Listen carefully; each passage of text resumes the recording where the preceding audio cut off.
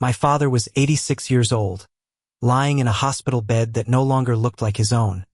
When he opened his eyes, looked straight at me, and said 4 words that made no sense at all. I waited for Tuesday. Then his eyes closed again, and for the rest of that day, nothing else he said made much sense either. I sat there holding his hand, turning those 4 words over and over in my mind, waiting for them to click into place. They didn't. Not that day. Not for months after he was gone. It took me almost 3 years, a lot of quiet evenings, and conversations with other people in their 70s and 80s, before I finally understood what my father meant when he told me he had waited for Tuesday. And once I understood it, it changed the way I think about turning 70, turning 80, and every single ordinary day I still have left. Stay with me, because by the end of this, you'll understand exactly what he meant too, and I have a feeling it will land differently for you than it did for me. That sentence sent me looking for answers, not just from my father's life, but from dozens of people who had already crossed the threshold he was standing at. I started asking older adults the same simple question. If you could go back and learn one thing before you turned 70, what would it be? The answers surprised me. They weren't about money or health or missed opportunities in the way you'd expect. They were quieter than that, more personal. Today, I want to walk you through 8 of those answers. 8 things people wish someone had told them clearly years before they needed to know it. None of these are complicated ideas. You've probably brushed up against every single one of them at some point in your own life, in passing, without ever stopping long enough to really look at it. That's usually how the most important lessons work. They don't arrive as a lightning bolt. They sit quietly at the edge of your attention for years, waiting for you to finally slow down enough to notice them. Some of these might sting a little. Some might feel like relief. And by the time we get to the end, we'll come back to my father and to Tuesday, and it will finally make sense. Let's start with the first thing, the one that came up more than any other in almost every conversation I had. Think about the last time someone asked you for something you didn't really have the energy to give, your time, your weekend, your opinion softened into something more agreeable than what you actually felt inside. You said yes anyway, didn't you? And somewhere underneath that yes, some part of you quietly deflated. Here's what almost nobody tells you early enough. Agreeableness was never the same thing as kindness, even though for most of your life you were taught to treat them like twins. Somewhere back in childhood, a lot of us learned an unspoken equation. Being easy to get along with equals being worthy of love. Don't make waves. Don't inconvenience anyone. Say yes and say it fast before anyone has time to think less of you. That equation might have kept the peace for decades. It might have made you the reliable one, the dependable one, the one everybody could count on. But peace built on constant yes isn't really peace. It's a debt, quietly accumulating interest paid for out of your own reserves that don't refill the way they used to. By the time people reach their 70s, something shifts. The math changes. Suddenly the number of years left feels countable in a way it never did at 40, and every yes you give to something you don't actually want costs more than it used to, because there's simply less time to make it back. This is often when people start noticing, almost with a kind of grief, how many decades they spent managing other people's comfort instead of their own peace. Not out of malice from anyone, usually out of love or fear of disappointing someone they cared about. But love without a boundary around it isn't sustainable. It becomes something closer to erosion, wearing down a little more with every automatic yes. The people who learn this earliest tend to describe the same small, strange discovery. That no can be a complete sentence. Not no, because not no, I'm so sorry, it's just that. Just no. Offered without an apology attached to it, like a full stop instead of a comma. There's a practical side to this too, one that rarely gets talked about. Constant yes doesn't just cost you time, it costs you a kind of decision-making energy that gets harder to replenish as the years go on. Children of people who spent decades saying yes to everything often describe the same thing looking back. A parent who always seemed a little tired underneath the smile, a little stretched even when nothing was visibly wrong. Nobody sat that parent down and asked whether they actually wanted to host every holiday, chair every committee, drive every grandchild everywhere. The habit simply calcified, one small yes at a time, until it looked like personality instead of pattern. The people who eventually loosen that grip almost never start with the big refusals. They start small, declining one invitation, letting one phone call go to voicemail without guilt, choosing rest over obligation just once. And they notice, almost with surprise, that nothing falls apart. That small proof is usually what makes the next no a little easier to say. That's not coldness. That's a person who finally stopped auditioning for approval they already had. But learning to say no to other people is only half the picture. There's a second, quieter kind of exhaustion. One that has nothing to do with anyone else at all. Learning to say no cleanly, without a paragraph of justification trailing behind it, is one of the quietest forms of freedom a person can find. It rarely arrives with fanfare. It just shows up one ordinary day as a sentence you didn't used to have the courage to say, and once you've said it, you don't really want to go back to the version of you that couldn't. The second thing follows naturally from the first, because that same shortage of time that changes how people set boundaries also changes how they see everyone else's life. And this next one might be the quietest thief of all. Have you ever caught yourself looking at photos of someone else's grandchildren, someone else's retirement trip, someone else's seemingly effortless happiness, and felt something in your chest tighten that you couldn't quite name? That tightness has a name, even if nobody ever taught you the word for it directly. Comparison. And here's the strange, almost unfair thing about it. Comparison doesn't actually require you to lose anything real. Your health can be fine. Your family can love you. Your life, by any honest measure, can be good. And still, one photograph, one offhand comment from an old classmate, one glimpse into a life that looks shinier than yours, can undo an entire afternoon of contentment in about 4 seconds. Human beings are wired to measure themselves against others rather than against their own past. It's an old survival instinct, built for tribes and scarcity, never designed for a world where you can see glimpses into thousands of lives before breakfast. But knowing where the instinct comes from doesn't make it hurt any less when it fires. What it does is explain why so many people spend decades chasing a feeling of enough that always seems to move one house, one vacation, one grandchild's achievement further away. Here's what people in their 70s and 80s, the ones who've made a kind of peace with this, tend to say. The moment they stopped measuring their life against anyone else's timeline was the moment their own life finally came into focus. Not because they stopped noticing other people's good fortune, that never fully goes away, but because they stopped treating someone else's joy as evidence against their own. Those are two completely different things, and confusing them for decades is one of the most expensive mistakes a person can make. Expensive not in money, but in stolen contentment, one afternoon at a time. It shows up in specific, almost embarrassing ways once you start noticing it. A holiday gathering where someone mentions a sibling's grandchildren getting into a good school, and something in your chest quietly sinks, even though your own life has nothing to do with that school at all. A class reunion where old classmates compare who still plays tennis, who still travels, who still looks the way they did decades ago, and the whole room turns, without anyone saying so out loud, into a quiet contest nobody agreed to enter. And there's a second, sneakier version of comparison too, not against other people at all, but against your own younger self, measuring today's energy and today's body against a version of you from 30 years ago, as though that comparison were somehow fair. It rarely is. That younger self never had to carry everything your current self has already survived. That's not bitterness. That's a mind that was simply never taught how to stop keeping score. And once that scorekeeping quiets down, something else tends to surface, usually a name, a specific person you've been meaning to call. Comparison will probably never disappear completely. It's too old an instinct for that. But the moment you notice it happening, and gently remind yourself that someone else's good chapter doesn't erase a single page of your own story, is the moment it starts to lose its grip. And that's a skill, not a personality trait, which means it's never too late to build it.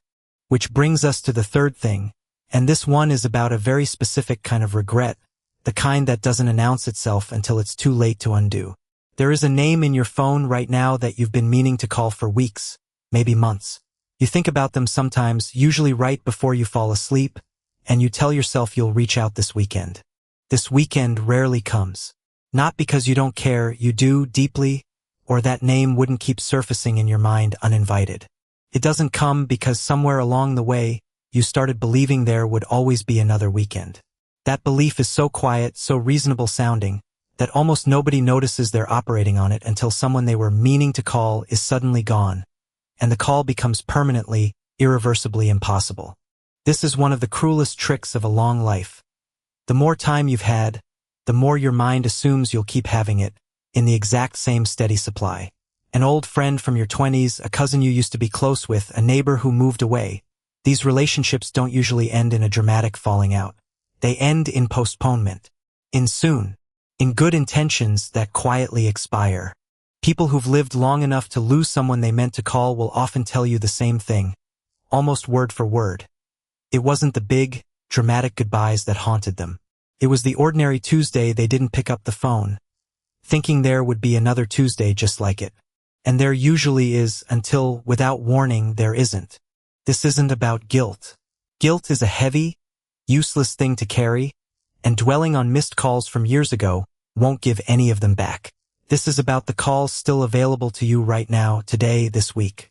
The name sitting in your phone isn't waiting for the perfect occasion. They're just waiting to hear from you, and that's a bar so much lower than the one most of us imagine we need to clear before reaching out. There's a small mental shift that helps here, one that people who keep their friendships alive into their 80s and 90s tend to describe almost the same way. They stopped treating relationships like something you catch up on all at once, and started treating them more like a garden, something that needs a little water regularly, not one long, guilt-driven visit after months of silence. A 5-minute phone call about nothing in particular does more for a friendship than one heroic, overdue reunion ever could. And when loss does come, it's often not the profound final conversation people grieve hardest. It's the ordinary ones, the last call that was just about the weather or a grandchild's soccer game, never knowing it was the last one at all. That ordinariness doesn't make the call less valuable. If anything, it makes the case for calling again today while ordinary is still an option. That hesitation isn't laziness. That's a mind that hasn't yet learned how finite someday actually is. There's a strange twist in this story, though, because sometimes the person you're avoiding calling isn't someone else at all. Sometimes it's your own reflection, in a mirror you've started avoiding too. The people you keep meaning to call are, more often than not, the ones you'll miss the most, and no amount of good intention protects you from the ache of a call that never happened. But there's still time for the ones still here, and that's worth more than any regret about the ones who aren't. If any of this feels a little too close to home, good, stay with me because the next one might be the hardest to hear. The fourth thing brings us straight to that mirror I mentioned a moment ago because for a lot of people it's the site of a very old, very quiet war. You catch your reflection in a shop window you didn't mean to look at, and for half a second you don't recognize the person looking back. Then it registers, that's you, and something in your stomach drops just slightly before you keep walking. Almost everyone who's lived long enough describes some version of this moment. It isn't really about the reflection itself.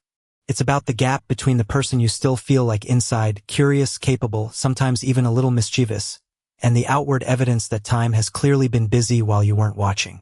That gap can feel like betrayal, as if your own body switched sides on you without permission.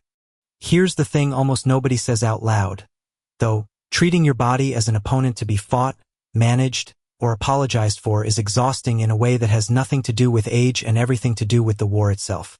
Every ounce of energy spent resenting how you look or mourning what your body used to effortlessly do is energy that isn't available for the life you're actually living right now, today, in the body you actually have. This doesn't mean pretending change doesn't happen, or performing a kind of forced positivity that feels false the moment you say it out loud. It means something quieter and more honest. Noticing when you've slipped into treating your own body like an enemy, and gently, deliberately, choosing something closer to a truce. The people who eventually make peace with this don't usually describe it as suddenly loving every part of getting older. They describe something smaller and sturdier. A decision to stop declaring war on a body that has, frankly, carried them through an enormous amount of living. It raised children, or built a career, or crossed oceans, or simply got up every single morning for decades. That's not nothing.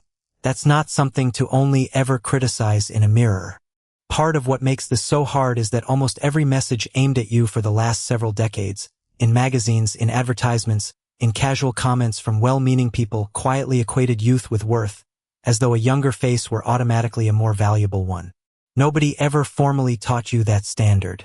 It simply arrived over and over until it started to feel like your own opinion instead of something absorbed from the outside. Reclaiming your own body image conversation means noticing that inherited standard for what it is, and quietly deciding you no longer have to measure yourself by it. Some people do this by changing whose bodies they compare themselves to at all, spending more time around people who talk about aging honestly and without dread, and less time in spaces built entirely to sell the idea that getting older is a problem to be solved. That grief in the mirror isn't vanity. That's simply what it feels like to watch time move, in a body you only get to live in once. If you've made it this far with me, you already know this next one is connected, because the war with your body is often just a smaller version of a much bigger war, the one about what you're actually for. Making peace with your body doesn't happen all at once, and honestly, it may never be complete. But every day you choose truce instead of war is a day you get to actually live in, instead of merely surviving in front of a mirror. That question of what you're actually for leads straight into the fifth thing, and it sits underneath one of the most quietly painful realizations people describe from later in life. Have you ever wondered why some people keep staying almost frantically busy, taking on every task, every favor, every responsibility, long after they could finally allow themselves to rest? For a lot of people, especially those who spent decades in roles where they were needed constantly, as parents, as providers, as the one everyone leaned on, being needed became indistinguishable from being loved. It's an easy substitution to make, because being needed feels like love. It comes with the same rush of purpose, the same sense of matching to someone. But underneath, they are not the same thing at all, and the difference matters more than most people realize until much later. Being needed is conditional. It depends on you continuing to perform a function, solving a problem, filling a gap, being useful in some specific transactional way. The moment you can't perform that function anymore, whether through age, illness, or simply stepping back, being needed can evaporate almost overnight. Being loved doesn't work that way. Love, the real kind, doesn't ask what you're doing for anyone.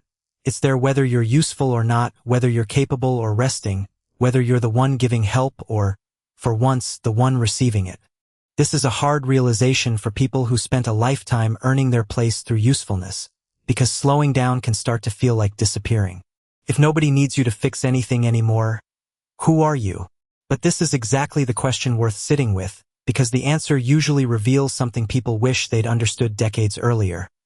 The people who truly loved them weren't loving them for what they provided. They were loving them for who they were underneath all that doing. Learning to receive love without earning it through constant usefulness is, for many people, one of the last and most important lessons of a long life, and one of the hardest to accept. This shows up in a very specific, almost heartbreaking way in a lot of families. An older parent insists on still driving 3 hours to help with a grandchild, or still slipping money into an envelope for an adult child who is doing perfectly fine, not because it's needed, but because contributing feels like the only proof of belonging they know how to offer. Underneath it is often an unspoken fear. If I stop giving, will they still want me around? That fear can quietly delay something important, letting other people finally take care of you, the way you spent decades taking care of them. Accepting help doesn't erase your worth. For a lot of people, learning to receive it gracefully turns out to be its own kind of gift to the people who love them, because it finally lets them show it. Slowing down isn't becoming less valuable. That's simply what it looks like to finally let yourself be loved instead of only useful. That question doesn't fully resolve here either. It connects to something even bigger waiting a little further ahead. Being needed will always feel good in its own way. There's nothing wrong with usefulness. But it was never meant to be the whole foundation. Love was supposed to hold that job all along, and the sooner you let it, the lighter everything else becomes. If you're still here with me, this next part matters even more than everything before it, because we're getting close to the point in this video where I finally explain what my father meant, lying in that hospital bed, when he said he had waited for Tuesday. But first, there's one more piece of the puzzle. The sixth thing has to do with something a lot of people carry quietly for years, sometimes decades, without ever setting it down. Somewhere in your life, there is a person you have not forgiven. You may not think about them often, but when their name comes up, something in you still tightens, just slightly, like an old injury reacting to cold weather. For most of your life, you were probably taught to think of forgiveness as a gift you give to someone else, something they earn through an apology, or through enough time passing, or through proving they've changed. And because of that framing, a lot of people spend years waiting for the other person to do something that unlocks their own ability to let go. Sometimes that person never does. Sometimes they're no longer around to do it at all. And so the waiting continues indefinitely, holding the whole relationship and a piece of your own peace hostage to someone else's actions.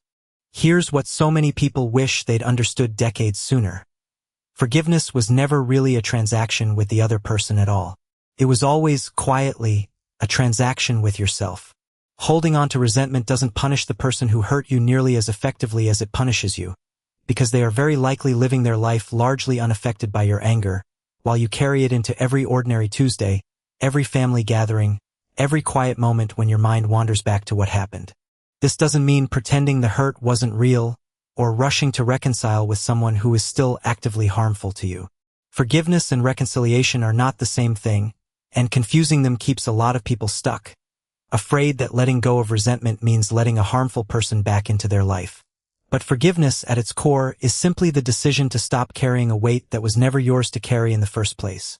A decision you can make entirely on your own, whether or not the other person ever apologizes, whether or not they even know you made it. And there's a version of this that's even harder, and even more important. Forgiving yourself. A decision made decades ago about work or money. A moment of impatience with a child who is now grown, replaying in your mind on quiet nights. A relationship that ended badly, where you can still see, with painful clarity, exactly what you would do differently now. Most people are far more willing to extend forgiveness to others than to themselves, holding their younger self to a standard that assumes they had access to the wisdom they've only gained since. But your younger self was doing the best they could with what they knew at the time, the same way you are doing your best right now with what you know today.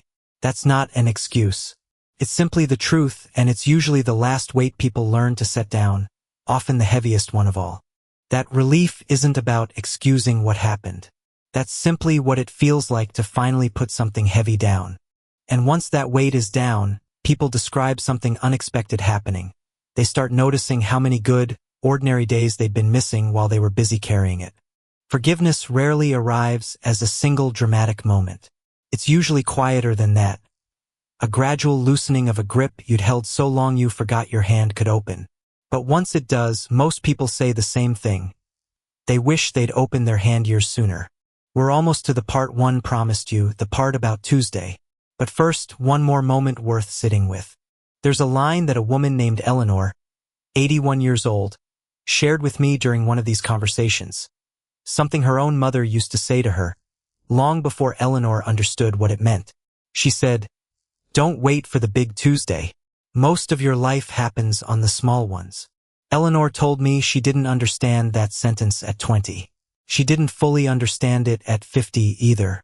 It wasn't until she was sitting on her porch on an ordinary Tuesday afternoon in her late 70s that it finally landed. Not as advice, but as instruction. Most of your life happens on the small ones. Not the anniversaries. Not the milestones circled on a calendar. The small, uncounted, unremarkable Tuesdays, one after another, quietly adding up to an entire life. And every one of them, she realized, was still available to her, for as long as she kept showing up for it. That idea that most of life happens on the small, uncounted days brings us to the seventh thing so many people say they wish they'd learned sooner. Picture an entirely unremarkable Tuesday from 20 years ago. Not a birthday, not a holiday, nothing marked on any calendar. Coffee in the same chair you always sat in. A conversation with someone you loved, about nothing important at all. You almost certainly don't remember that specific day. And yet, it's very likely that day's exactly like it were the good old days you find yourself missing now. This is one of the strangest tricks memory plays on all of us.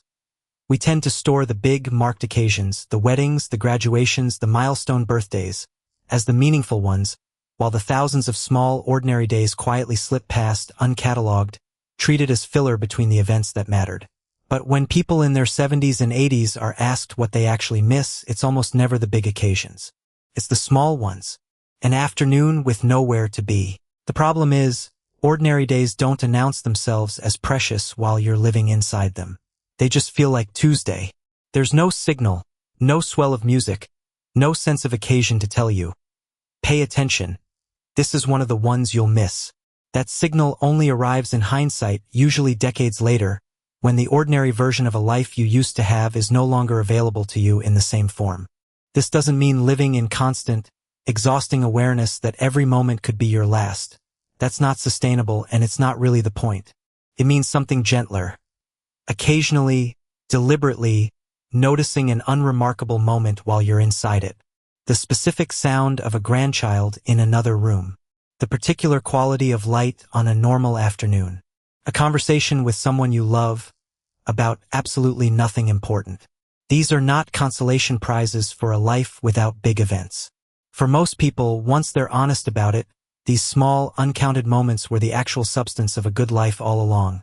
The big events were simply the punctuation. Some people build a small, quiet habit around this once they understand it. Nothing formal, nothing that requires a journal or a routine you have to remember. Just a moment, once a day, of actually noticing where you are instead of rushing through it toward wherever you think you're supposed to be next. The coffee still warm in the cup. The particular voice of someone you love, saying something completely unimportant from another room. It sounds almost too small to matter. But the people who practice it, even loosely, tend to describe the same shift over time.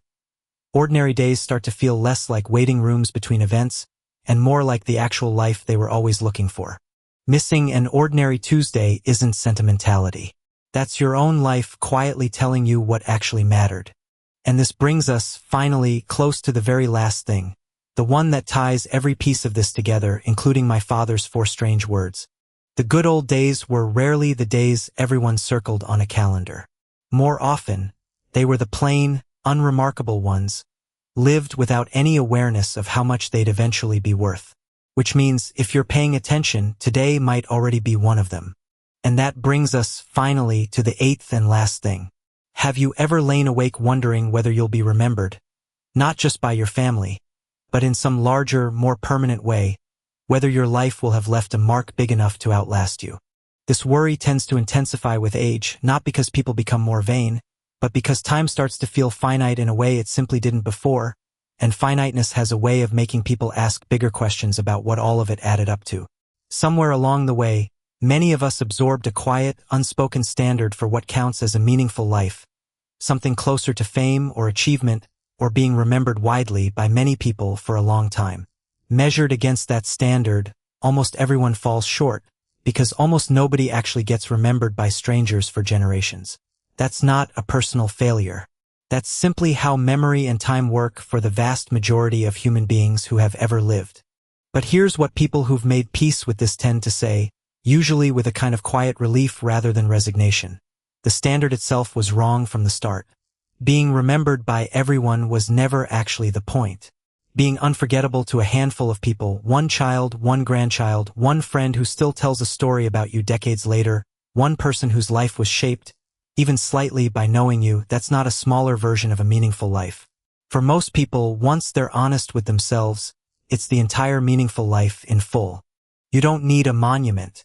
You don't need your name remembered by people who never met you. You need to have mattered genuinely and specifically to the handful of people whose lives actually intersected with yours.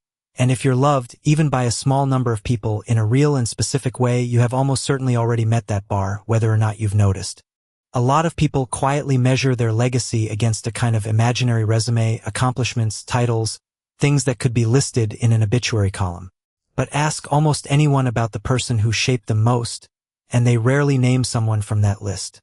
They name a grandmother who always answered the phone, a teacher who said one sentence in passing 30 years ago that they still repeat to themselves today, a neighbor who simply showed up again and again without ever being asked.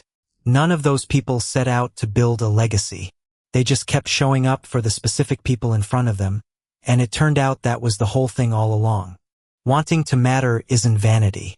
That's simply what it feels like to be a person who knows their time is limited. And you're about to see exactly why, because there's one more page to this story, involving him directly.